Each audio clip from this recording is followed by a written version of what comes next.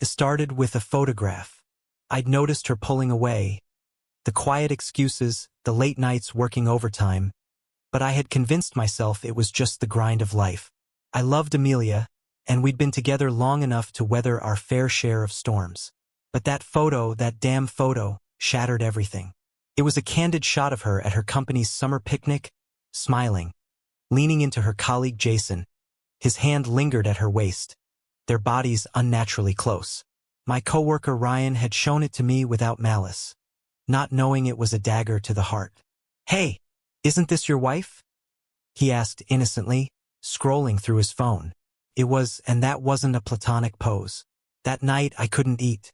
Amelia came home late again, her lips painted crimson, the same way they always were when she was meeting with clients.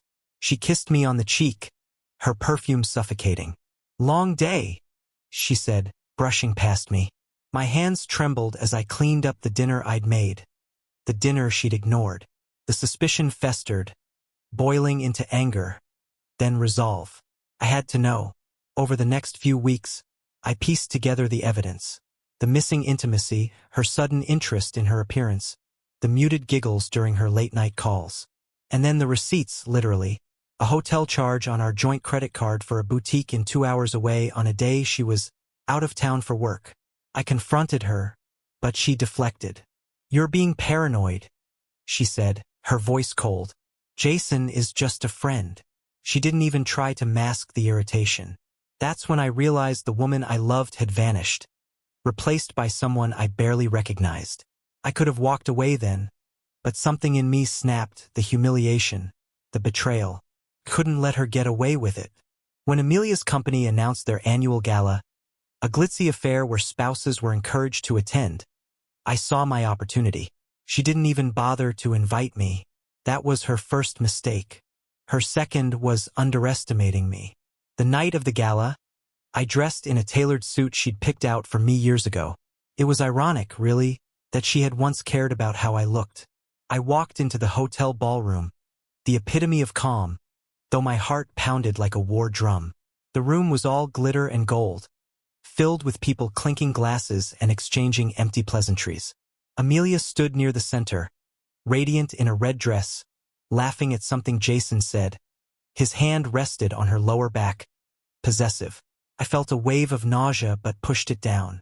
This wasn't the time for weakness. I approached them slowly, catching snippets of their conversation. Jason's cocky grin faltered when he saw me. Amelia's face drained of color. "Darling," I said, my voice saccharine and sweet, "I thought I'd surprise you." The tension was palpable. Jason stepped back, feigning politeness, but his unease was evident. Amelia's eyes darted around the room, searching for an escape. I didn't think you," she stammered. "That I'd come." I finished for her. Well, I couldn't miss celebrating my wife's success. I turned to Jason, extending a hand. "You must be Jason. Amelia talks about you all the time." He hesitated but shook my hand. His grip was weak. Yeah, nice to meet you." I smiled, letting the silence stretch. "Funny. Amelia never mentioned how close you two are." Amelia's eyes widened in panic. "Can we talk, Jack?" she hissed, grabbing my arm. "Of course," I said, my voice steady. "But first, let's toast to you." I raised my voice, drawing the attention of the crowd. "Everyone, can I have your attention?" The room fell silent. Amelia's hand tightened on my arm, her nails digging into my skin. "I just want to say how proud I am of my wife," I began, my voice carrying. "She's worked so hard this year, hasn't she?" Polite applause followed. "And she's clearly made some meaningful connections along the way." I glanced pointedly at Jason. Murmurs rippled through the crowd. Amelia's boss, a stern woman named Margaret, frowned, her gaze shifting between us.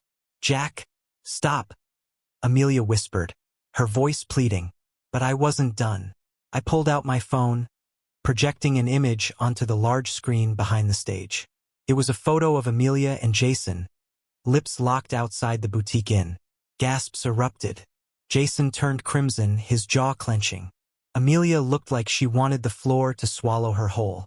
I'm sorry to interrupt the festivities, I said, but I thought transparency was important, especially since Amelia and Jason seemed to have such a collaborative relationship.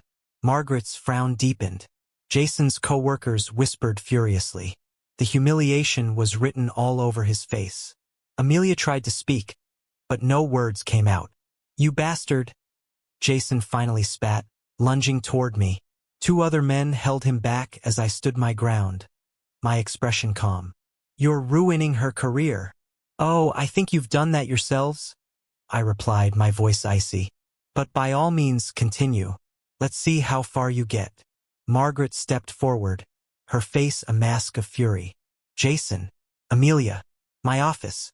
Now. They scurried after her like chastened children.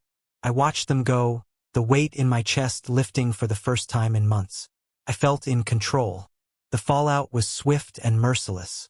Jason was fired for violating the company's policy on workplace relationships. Amelia's position was reevaluated, and she was demoted to a lower-paying role in another department. She came home that night, her face streaked with mascara, and begged me to talk. You didn't have to humiliate me like that, she sobbed. And you didn't have to destroy our marriage, I replied, my voice devoid of sympathy. You chose this, Amelia, not me. I filed for divorce the next day. She fought me on everything. The house, the savings, even our dog. But I had a lawyer who was as relentless as I was. And in the end, she walked away with little more than her clothes. It's been a year since that night. I moved to a new city, started a new job, and even adopted a puppy. Amelia tried to reach out once, sending a long-winded apology via email. I didn't respond. Some wounds are better left untouched. As for Jason, last I heard, he'd moved back in with his parents, his career in ruins. Poetic justice, if you ask me.